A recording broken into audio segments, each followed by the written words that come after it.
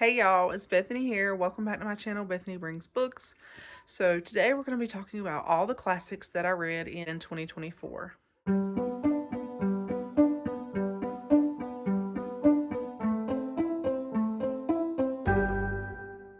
So I'm kind of proud of myself. I read more classics this year than I think I ever have, which feels like such a huge accomplishment for me.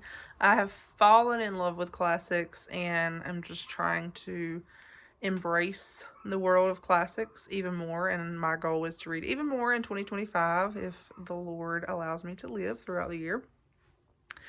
But meanwhile, I thought I'd share all the classics that I read in 2024. I keep wanting to say 23. And when I say classics, I'm using the term, some might think it's a little loosely, but when I say classics, I'm including Agatha Christie, children's classics like Little House on the Prairie, and then more real classics, I guess you would say, like Jane Austen's works and stuff like that. So I include all these together, and I read, I've got my list right down. I think I read 12 and reread 4. So altogether 16 classics, which was pretty good. I had a goal of 20, but I feel like 16 is very good. I kind of slacked off on my reading at the end of the year for a little bit while we started school and work and stuff, but overall I feel like I did pretty well. So I thought it would be fun to do a video talking about the classics I read and just ranking them. I won't go into depth about these classics. I just briefly talk about them and rank them. This was a little bit hard. I feel like the first 4 were very solid. Like those, it was easy for me to choose my first 4. The ones on the end, it was kind of easier for me to be like, these books are going to be on the end. But the ones in the middle were the ones that I had a harder time grouping and like figuring out which ones I wanted to go into the middle. It was a little bit harder for me, or how to rank them. So the ones in the middle, you could say, are just kind of, they're there. But yeah, so let's start with the first 4, my absolute favorites that I read this year. Number 1 is Pride and Prejudice. I know this is a very unassuming copy, but it's Pride and Prejudice. Loved this book so much. I've already talked about it so many times, but I loved this book. It went on my favorites of the year, like overall favorites of the year. It was just phenomenal.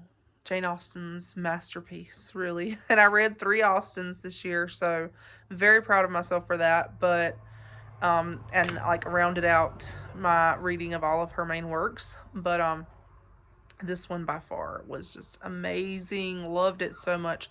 My favorite classic of the year. Such an amazing book. Oh, and Mr. Darcy, he was like the prototype for all of modern romance male characters.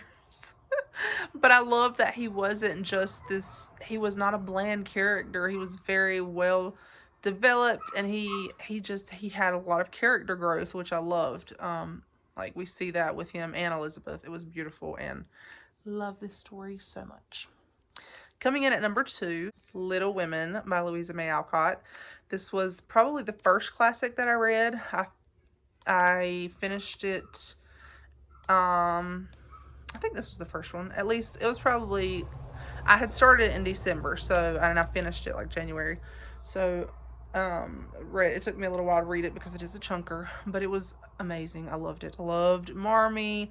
Loved the wisdom that she gives to the girls. I was like, Marmee, I want to be a Marmee. She is so precious with all of her wisdom. I loved watching the girls grow up and Marmee trying to gently guide them through life. It was beautiful. This, of course, made me cry, like bawl. If you know the story, you know what happens to one of the sisters, and so I did cry. But yes, this is all-time favorite classic. Loved it so much. Really want to reread it again. It was just amazing. Coming in at number 3, North and South by Elizabeth Gaskell. This again was just a fabulous book. I talked about all of these first 4 are also on my favorite books of the year, like my top 10 books of the year. So I've already talked about these a little bit in another video. But this one was my first Gaskell. I had watched the period drama and absolutely loved the period drama, and so I have been intending to read this for a while now. Finally did, and it was so good, y'all. I loved it. There were definitely parts that she could get a little wordy when she started talking about some of the issues in the town between the mill owners and the workers and them trying to have the unions and all of this. But once she got past some of that, it was just, the storyline was beautiful. Mr. Thornton, how he falls in love with Elizabeth and he just loves her so he just loves her, and it's some of the choices that he makes on her behalf, even though he thinks like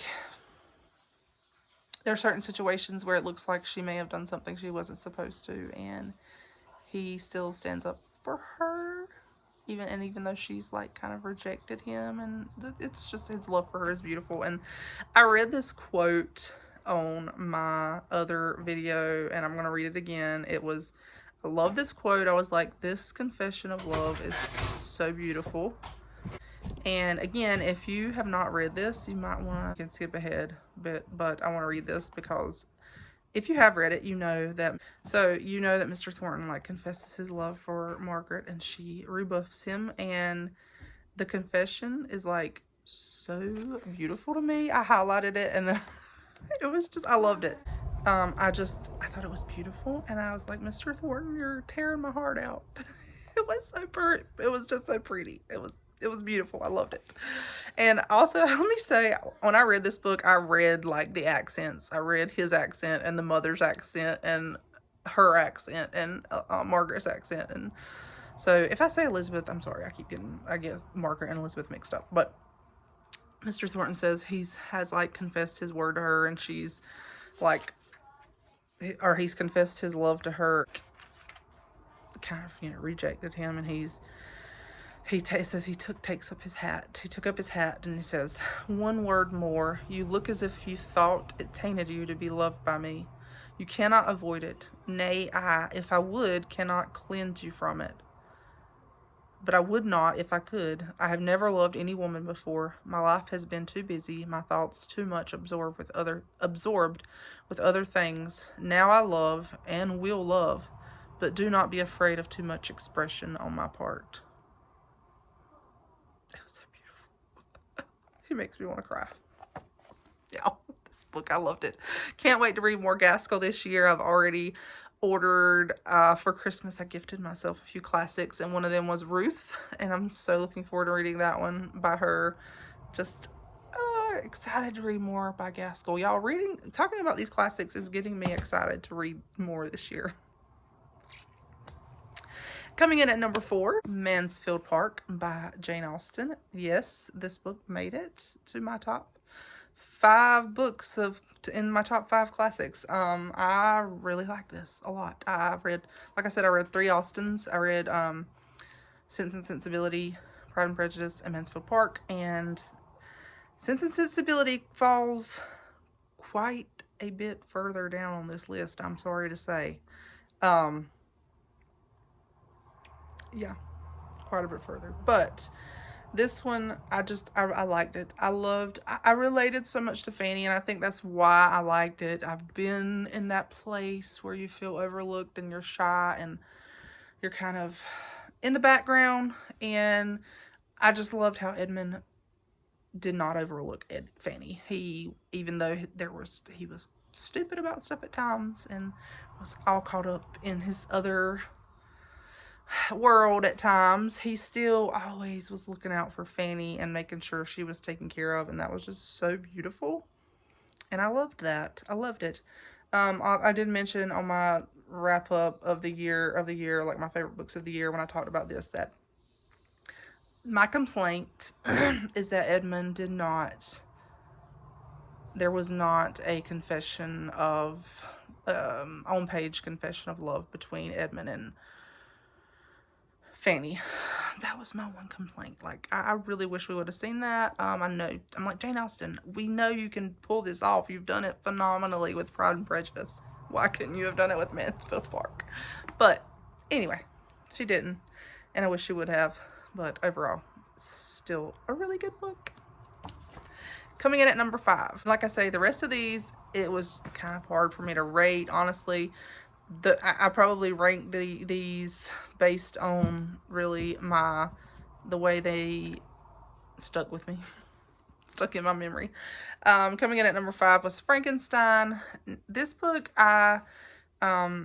it was a surprise for me. I actually enjoyed it a lot more than I thought I would. It was definitely a lot different than what I thought it would be. A little triggering for me, because it gets a little depressing at the end, and I was like, as someone who's struggled with my own mental health struggles and just been depressed and feel like you're hopeless, seeing this creature be so hopeless was a little bit depressing. But the story was interesting. I feel like there is so much subtext here that I did not get, that I really would have to do a deep dive to just understand all the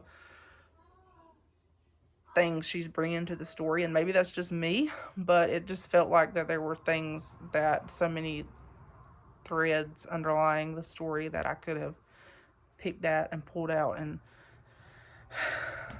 there would have been so much more there to really glean so many truths from the story. And there were a lot of very deep spiritual truths here.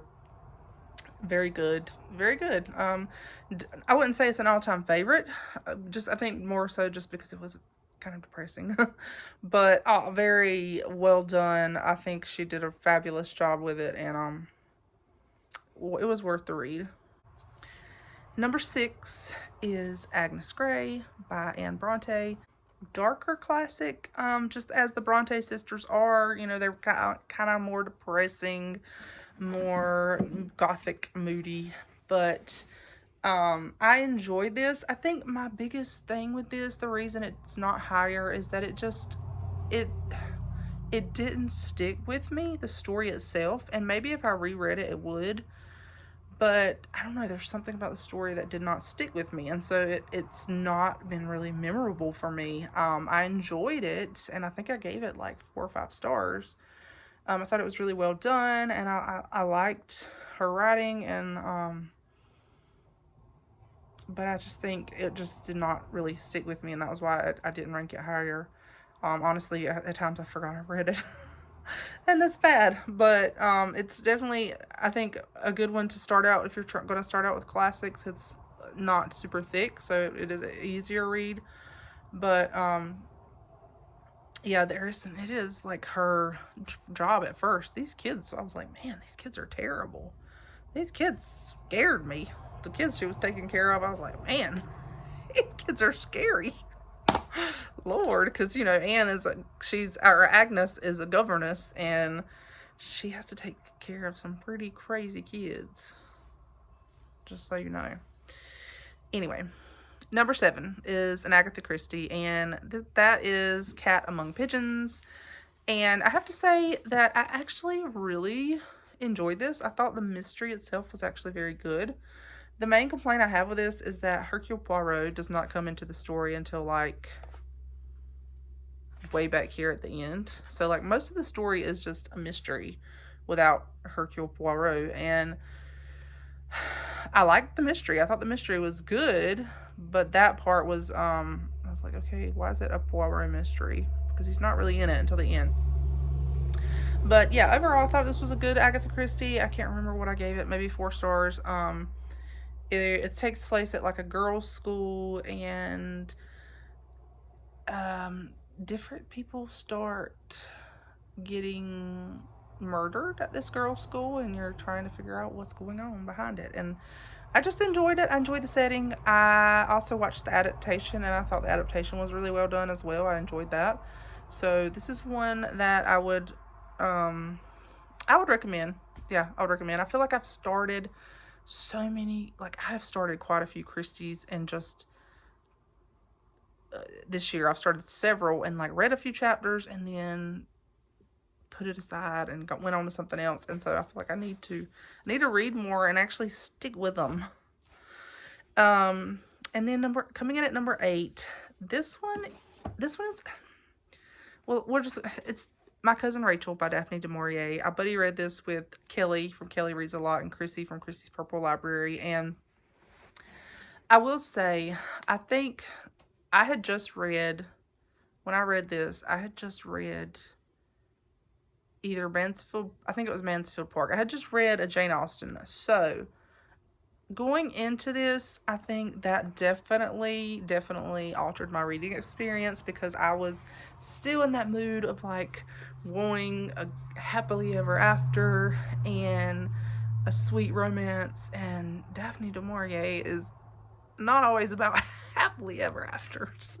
And so I think for me, I was like, oh, I wanted the main character to make some different decisions than what he did. He made some really stupid decisions, and I was like, oh, what are you doing?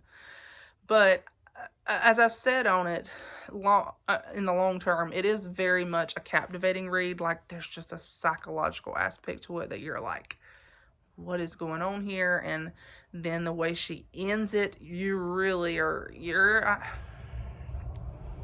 you're left wondering. I would say there's a question there that's kind of ends with a question. And so I feel like when it comes to just psychological suspense thriller, I don't know what she would be classified as, but it was phenomenal.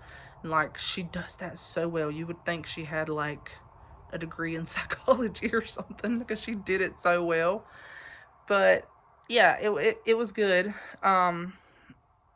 I at the time of the reading, I was like, yeah, I kind of rated it a little bit lower. I think maybe, I don't even know if I ever rated it, because I liked it. It captivated me, and I wanted to see what was going to happen next. But at the same time, I did not get the ending quite that I was hoping for, or all the questions answered that I was hoping for. So that was what irked me a bit. But yeah, overall, I feel like it was definitely, in Daphne du Maurier fashion, very, very captivating. Then number 9 is, y'all, I feel kind of bad about this, but Anne's House of Dreams.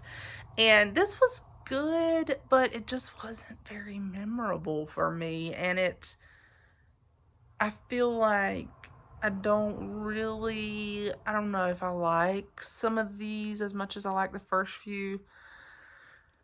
Anne and Gilbert are kind of settling in to their home, and I also feel like in some ways Ellen Montgomery was, there's a sense to me as I read it, that she kind of brought in these other characters, and we get, at times it feels like we're getting a lot more of their stories than Anne and Gilbert, it felt like to me. And it was almost like she was trying to write more Anne books, but not really comfortable with, I don't know if she just didn't have, I try to figure out how to word this. It just felt like she was kind of running out of what to write about Anne and Gilbert, and so she was trying to bring in these other characters and write about them. And they're delightful characters, and it's interesting, but at the same time, it's just not the same as the first few books. And so that's why this one is lower on here for me, just because it doesn't have that same feel, in my opinion, as the first few books. But yeah, I really want to finish out the series. I need to read books 6 and 7 and 8, I think, or 6 and 7. I don't remember how many's left. There's 3 left. Okay. Yeah, 6 and 7 and 8, and maybe I'll get to them this year. But yes, I overall really love this series. I think as a whole, further we get into the series, it feels less focused on Anne and Gilbert and a little bit more scattered. But that's just my opinion. And then number 10, Prince Caspian by C.S. Lewis. This is the 4th, I think, if you're reading them in chronological order, not publication order. And honestly, I do not remember a lot about this, y'all. I feel like it's been quite a while since I've read it. I've enjoyed the series, and I really want to finish it. I'm looking forward to finishing it. But this one, I would have to say, I really can't remember what all happened in it. I need to go back and reread them. I feel like for me, the Narnia stories kind of blur together. Like each book kind of blurs into the next one. Some of them. And so this one is a little bit more difficult for me to understand. But I do want to continue the series. Number 11, y'all. Sense and Sensibility by Jane Austen. And when I say this is at the bottom of my list, it's not like I rated it low. I think I gave it like 5 stars. It was really, I think it was a great book. Maybe I should rethink my rating. I don't know. I didn't want to, I feel bad rating a Jane Austen lower. But for me, the story did not captivate me in the way that Pride and Prejudice did, or even Mansfield Park. The characters to me were not that interesting, like particularly the male characters. And I don't know, I didn't really care for the male characters that much. And I love the humor in this one. I thought this was probably her funniest book, in my opinion. I loved the humor between the sisters. It was just so funny. Also, there's some things in here that are a little bit, I was like, man, Jane Austen she was writing about some stuff that was scandalous at the time, wasn't it? I mean, nothing bad, but it was like some of the circumstances of things that are taking place. You're like, wow, people were the same back then as they are now. Let's just say that. But yeah, it was good. But for me personally, I wasn't blown away by it. And maybe I'll change my opinion when I reread it. But yeah, this definitely is my least favorite of any that I've read by her. And number 12, the lowest of this list, another Agatha Christie, Hercule Poirot's Christmas. I did not really like this book, y'all. It did not give me the Christmas vibes that I was looking for. And it's got a stain. I don't know what that is on the front. It's got a stain on it. It looks like blood, but I know it's not blood. I don't know what that is. But yeah, it took me a while to get through this one. I started it last Christmas and didn't finish it till this year. Like in the first of the year. January or February or something. I struggled with it. It was kind of bland to me. It was like her same old storyline where we have this huge estate, the family's gathered, someone gets murdered, and you're trying to figure out who did it. And I did think the ending, there was a little twist. It was quite unexpected. I did not at all guess who it was. But it did not give me the Christmas vibes that I was looking for. The adaptation, the movie, TV adaptation, was very good though, and had very much more of a Christmas feel, like quite a bit. It just felt more Christmassy. It had Christmas, like carolers and music and decorations and stuff, and so I really did like the adaptation, but the book itself did not particularly care for. So those are all the 12 that I read. And then I did reread 4, and I'll briefly mention them. The first 2 were Little House in the Big Woods and Farmer Boy. I reread these with my kids, and they loved both of these. They thought it was great fun reading these books, and they just enjoyed it. It was fun. I love both of these. I think this one will probably always be one of my favorite in the series, Little House in the Big Woods. I just love the winter vibes and Laura talking about the way they prepare for winter and their Christmas, and I love this one. This one, the second half, I enjoyed better than the first. This one it wasn't quite as endearing to me as the one with Laura. We're also almost finished with Little House on the Prairie. I have actually already read that one as well, but I'm rereading it with my kids, and we're right at the end. We just have not been reading much over the past couple months with them being back in school and stuff. It's been really hard, but hoping we can finish that one maybe within the next week or so while they're out of school and move on to the next one in the series. And then I also reread one of my all-time favorite books, Rebecca by Daphne du Maurier. I reread this in the fall with Chrissy from Chrissy's Purple Library and Kelly from Kelly Reads a Lot, and I think we all love this. Like, it was just great. Kelly, it was a reread for me and Kelly, and it was Chrissy's first time, so it was great fun getting to see her get all these twists and turns and figure out what was going on. But yeah, this is my all-time favorite book. It's just a phenomenal book. Amazing in Daphne du Maurier fashion. Amazing book. I loved it so much, and I highly recommend that you read this. And then my most recent reread that I just finished was A Christmas Carol by Charles Dickens. Loved this even more this time. I felt like as I reread it this year, it was a lot easier for me to grasp because I've read more classics now. And I absolutely loved it. The perfect Christmas story. Perfect. Loved it so much. And I do want to briefly mention, I read a couple of short stories. I listened to a few audio Hercule Poirot short stories. I really struggle with audio books, but I did listen to a couple of those and they were okay. And I read another one, but I think it was by Nathaniel Hawthorne, and I cannot remember the name. It was a little weird, to be honest. But the one that sticks out to me the most is one that I recently read, and that was The Gift of the Magi by O. Henry.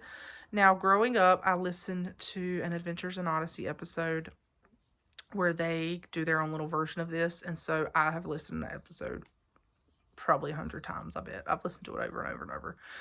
And so I kind of knew the story, and I just loved that little short story, and reading it was just, it was so cute. It was very short. It's like that long, super short, easy to read. I really enjoyed it. I thought it was really sweet little story about the true meaning of Christmas and love for each other. But yeah, there's the classics that I read this year, guys. Let me know, what was your favorite classic you read this year? What was your least favorite classic that you read this year? I would love to chat with you about classics in the comments. What classics do you think I should read next in this new year? I have some ideas already and plans. I'm really looking forward to it, and I just thank you guys for watching. Bye!